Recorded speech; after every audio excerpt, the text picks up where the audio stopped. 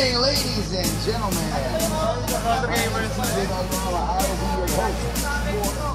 Jay, welcome to the GMPGL Southeast Asia Grand Finals. First, we'd like to thank our sponsors. Without our sponsors, this wouldn't be possible.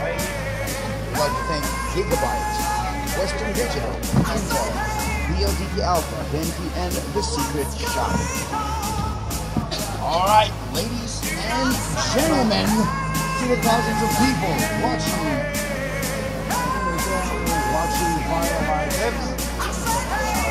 via live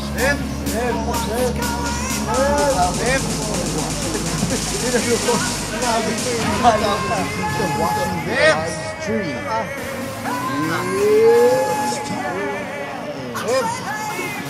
From North. Selfie nga tatlo. Ay, sige, apat na kayo.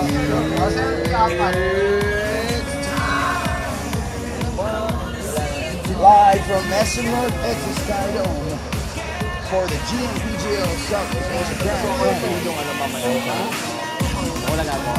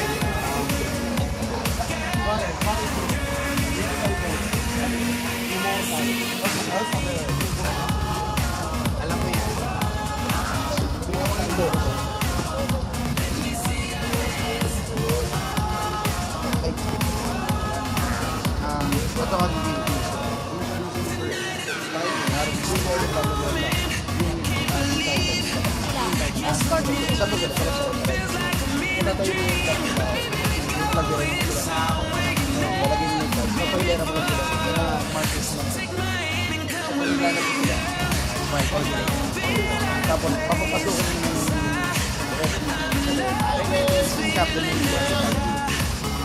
tapos ready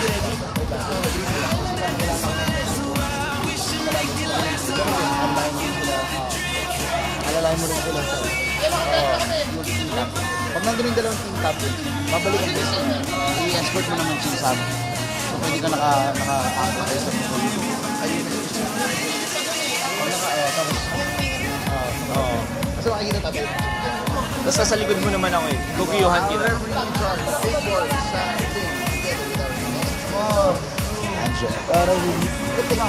okay, ready?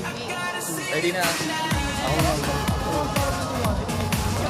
ay, any player dito mo, dito ko na mag-base pare na tayo dyan lightan mo na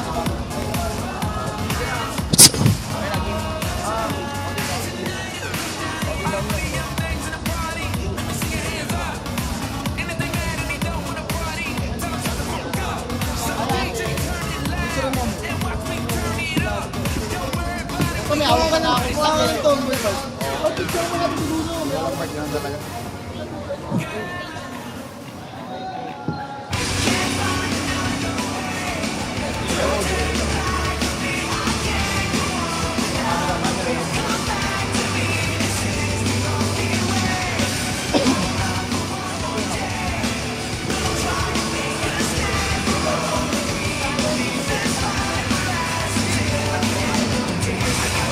Plancha!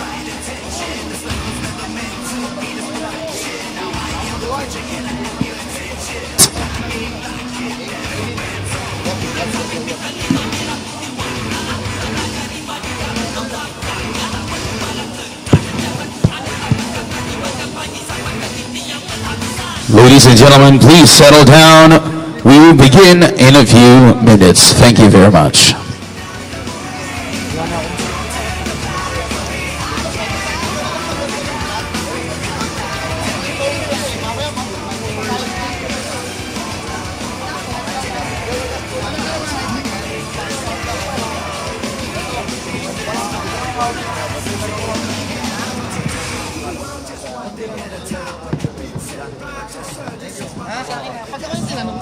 Hawak ko lang yung mic sa'yo, ha?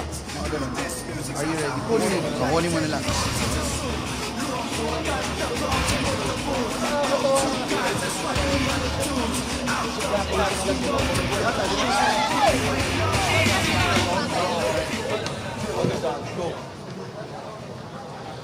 Yo.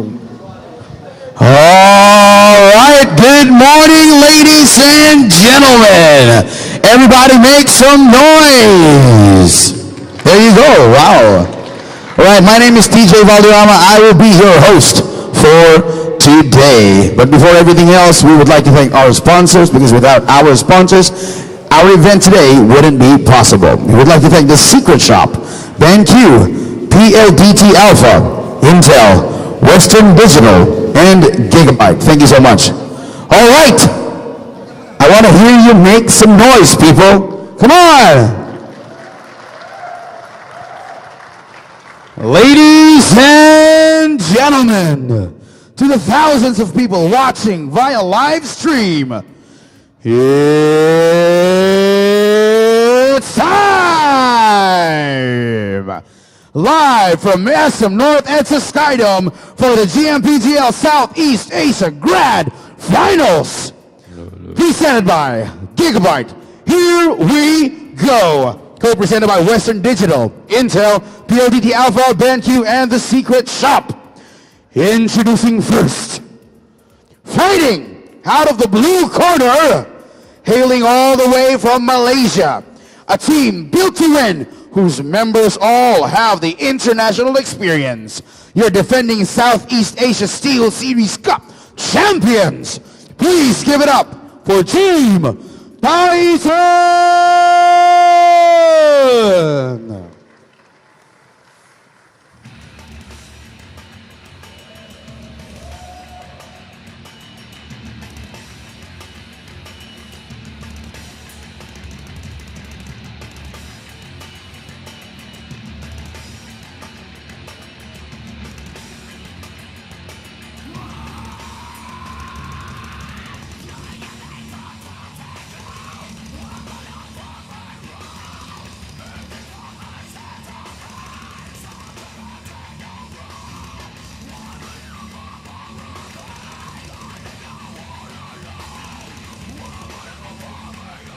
And their opponent, fighting out of the red corner.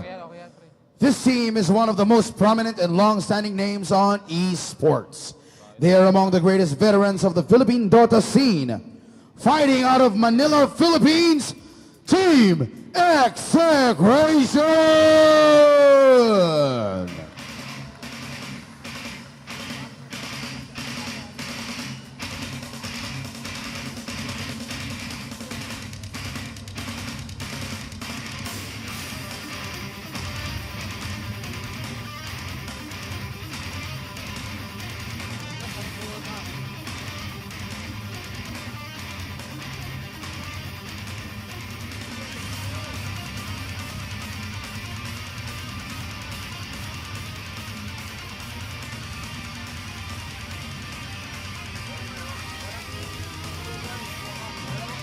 And now, our referee in charge, Big Boy Sab Lim, together with our Mineski babe, Miss Angela.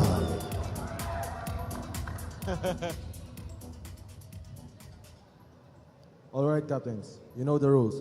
You are both professional gamers, so I expect a good looting match.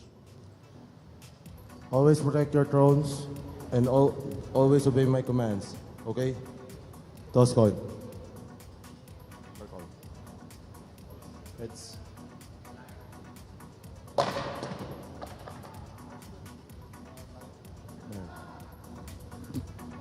Are you ready? Ready? Are you ready? Hindi ako aamin. Let's get it on! Here we go, ladies and gentlemen, and now let's turn it over to our expert panelists.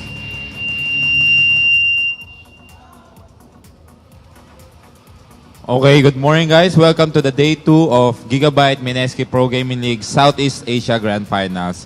At nandito tayo ngayon para maglaban-laban ng 16 teams para sa total prize pool of $20,000 US. At ngayon dito, day 2 na. At meron na lang tayong tig top 4 sa both game category which is Dota 1 and Dota 2. So ako nga pala yung lead panelist, Hidinori Haidya Nagida. Kasama ko sa tabi ko si Ewe and si Mineski Holyman. So, kamusta yung experience niyo sa day 1? Ewe? Yun, masaya naman kasi sobrang daming tao, sisigawan, yun nga, napaos na ako eh. Yun lang. Height, ang ganda ng laro, especially the last 2 Dota games, yung crucial match ng Mineski, tsaka ng laro ng Titan, tsaka ng Arcanis. Sobrang ganda ng events yesterday. Okay. So, ngayon, top 4 na lang yung natira ngayon. Doon pa rin ba kayo sa mga bet nyo na team? Kahapon, di ba may sinabi kayong team na ano? Ano ba sa'yo? Ako sa laro na to sa ano ko, Exe ako. Di ba Titan ka kahapon? Ngayon, Exe ako. Okay, Exe ka, Exe. Oh. Balimbing. Ikaw, ano? Sige. Siyempre, sige mo kasi yung team nila, Kimo plus 4, may lason eh. Pwede. May lason yung call ni Kimo eh. Yung picks, gano'n.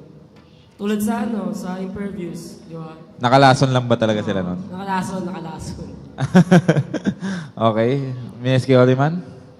Ako nahiya nga ako na hindi ko tinitingnan masyado yung stats ng execration. Bakit? Akala ko, wala talaga itong pag-asa. Then biglang going to the finals, 2-1 sila sa group stage nila. So ang galing talaga, and they went beyond expectation.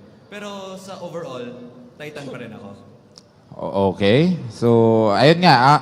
Ang execration is 2-1 sa bracket nila.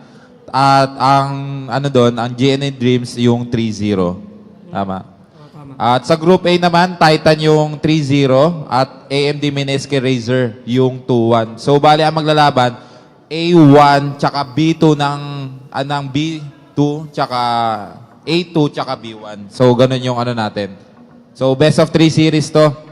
Kung sino manalo dito, mag-a-advance sa winner's bracket at kung sino manalaglag ay mapupunta sa loser's bracket. Anong team nga pala yung na-surprise kayo na sa pinakita kahapon? O anong team yung mga na-disappoint naman kayo kahapon? Disappoint ako sa FD. First departure. Durog daw kasi dun sa group stage sa SM Annex. Okay. Durog daw eh. 20 minutes, tinapasan nila Kimo yung laro eh. Akala ko kasi maganda yung laro. Siyempre, international teams yun eh. Kaya akala ko yun. Nakaka-disappoint. Okay, ikaw naman? Torny? Ako medyo disappointed ako sa imperviews tsaka sa sa first departure.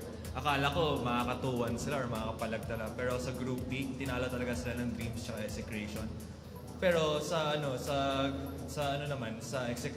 Execration naman, ako natuwa talaga ako kasi they really stepped up their game talaga dito eh. So we expect a good match with Titan kahit I feel na 2-0 talaga yung match na to ngayon. Okay, so tignan natin kung anong talaga mangyayari. Execration versus Titan. At ito, courtside report muna tayo sa ating napakagandang courtside reporter, Miss Bianca Yao. Take it away.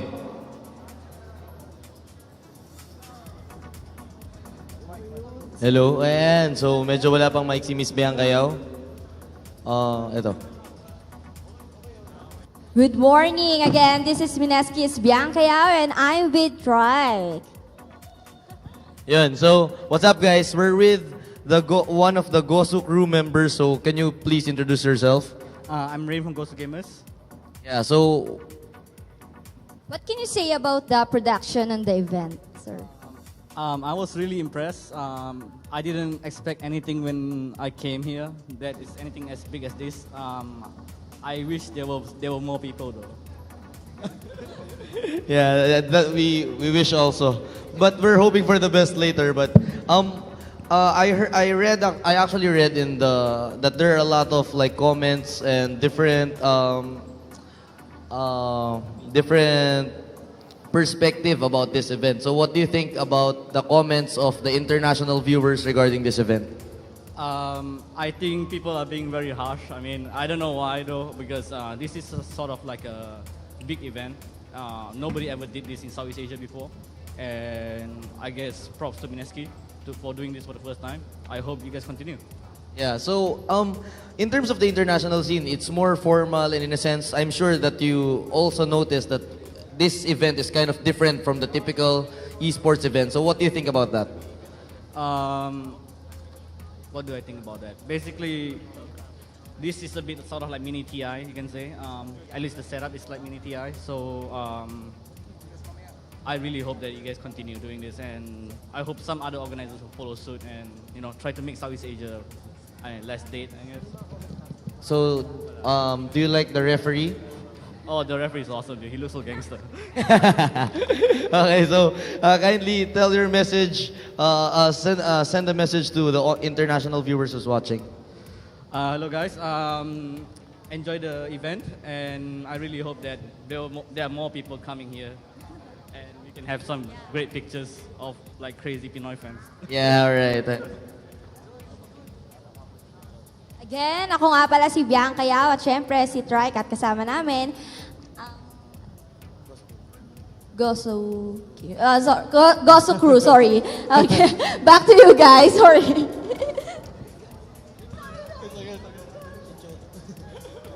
Thank you, Miss Bianca Yao and Trike. And syempre, thank you kay Rain. We would like to greet our online viewers, international viewers. Thank you for watching the Gigabyte Mineski Pro Gaming League Southeast Asia Grand Finals. At ito, hindi na natin mapatagalin. Titan versus Execration. Trike and Lon. Back to you guys. Alright. So, salamat nga pala.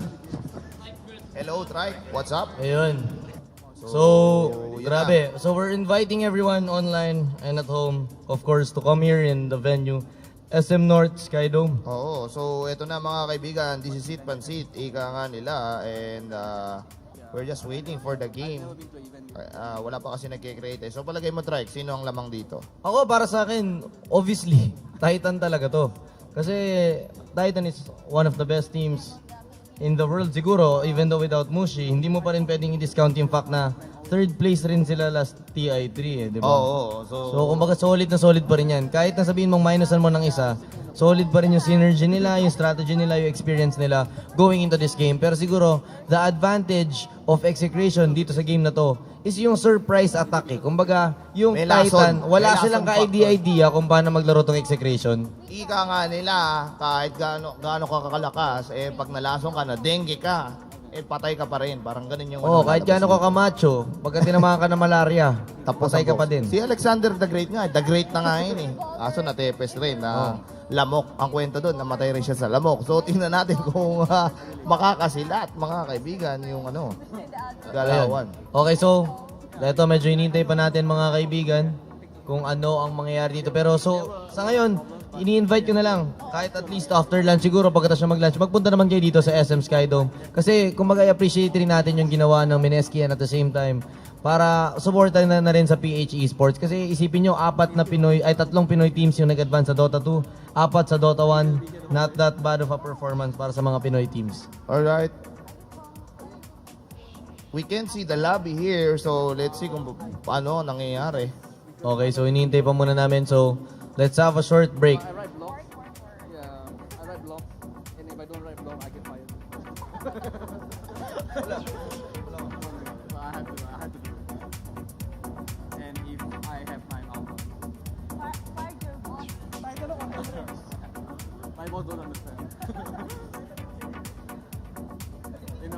I told, I wrote in my blog, I really love the cake. You know, the salty egg cake. The cake that has a bit salty. It's a local cuisine. Pinadraft? I'm not sure. It's like a cake and then there's like a salty egg. It's a bit salty. Yeah. Yeah, I put that in my blog. And my boss say that Eric should eat 10 goals so that his total life can get more than 10.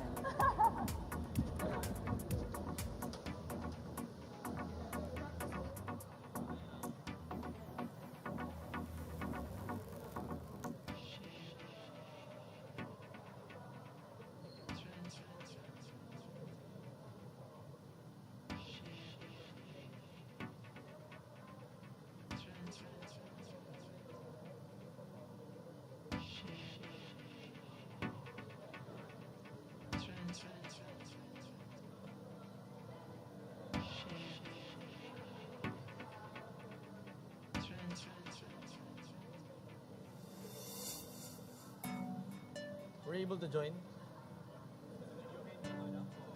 Huh? No, no.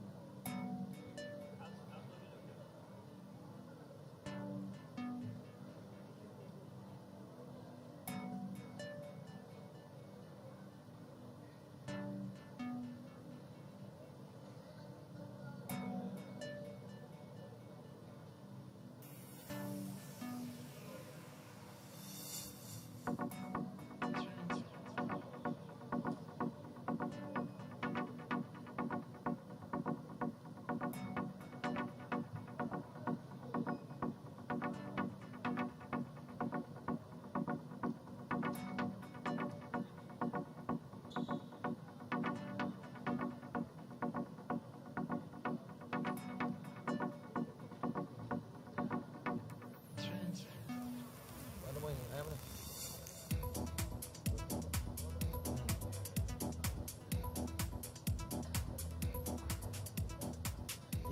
Pinas tayo. Okay mga kaibigan, so mukhang game na tayo. Execration against Titan. Grabe to. BO3 to, di ba? Oh, BO3. So this is the best of 3 mga kaibigan. The first in Group A against the second in Group B. Because the first in Group B is Team Dreams GNE at ang second in Group A is Mineski. So ongoing rin po ang Mineski against Dreams right now. Pero tingnan natin kung anong mangyayari dito mga kaibigan. Pero ito, Bans, Pugna, and Timbersaw. Mukhang hindi tinamaan ng Titans ang heroes ng execration. Pero tingnan natin. Naga naman at Leech. Fast Bans for Kimo. Weaver mga kaibigan ng pick ni Mr. Kimo. Visage ni Extinct. Lumabas na dito for Titan. Tingnan natin. Medyo nakalimutan yata ni Kimo na sobrang crucial ng Extinct ni Mr. Visage which has 70% chance of winning sa TI3. So, malaki-laking chance na malugi dito mga kaibigan ang team execration, pero we'll see. Remaining.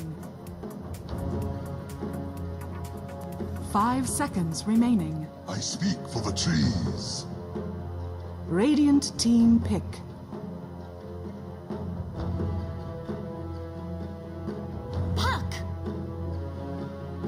Okay, so ito mga kaibigan, Visage, Dire Prophet team ang back. picks ng Titan. On the other hand, we have Weaver and Pac.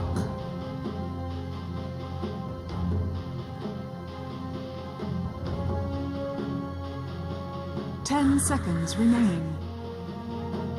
Radiant team ban. Visage.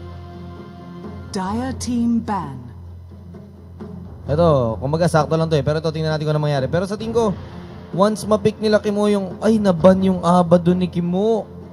Dapat pinrioritize niya yun para sa akin. Pero nako, yun yung medyo malaking problema dito, 10 mga kaibigan. seconds remaining. So, tingnan natin kung meron bang alternate na 5 draft. seconds remaining. Itong si Mr. Kimo, bukod dun sa pinakita nila kahapon. Pero ito, Reserve Pac time. and Weaver pa lang ang meron sila ngayon. Sa kabila naman, Nature's Prophet and Visage. So, hindi ko lang sure if it's a good idea to give Extinct his Visage. Pero we'll see what happens here.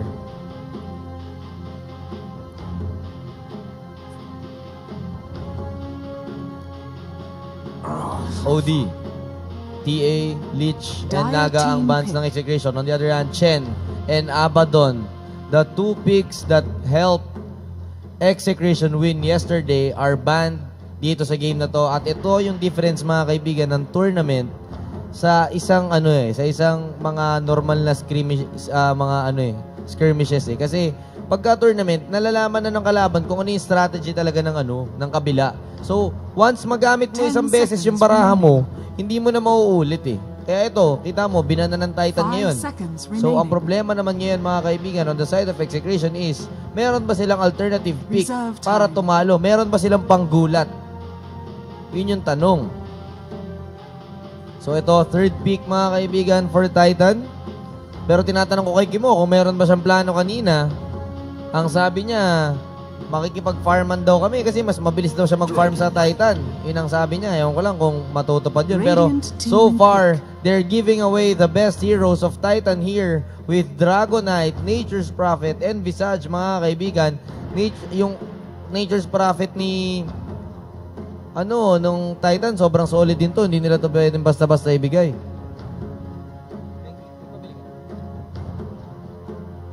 Okay, Pack and Weaver sa kabila. 10 seconds remaining. Tingnan natin kung ano mangyayari dito. 5 seconds remaining.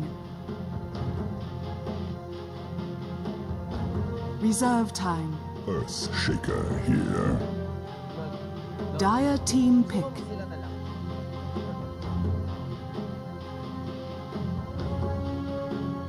Earthshaker. Pick by Execration.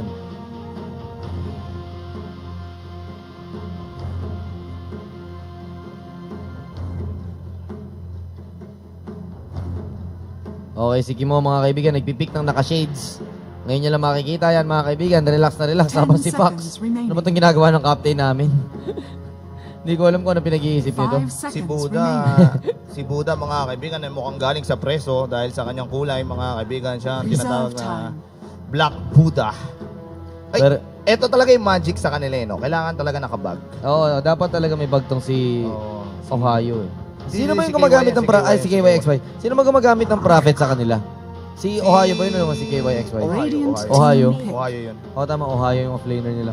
Rylai ES Pack. Yan ang X-Pack combo mga kaibigan ng Execration. Execration, Pack and ES. Pero bakit nila hindi binan yung Visage? My God. 70% chance, kaya daw yun ni Kimo.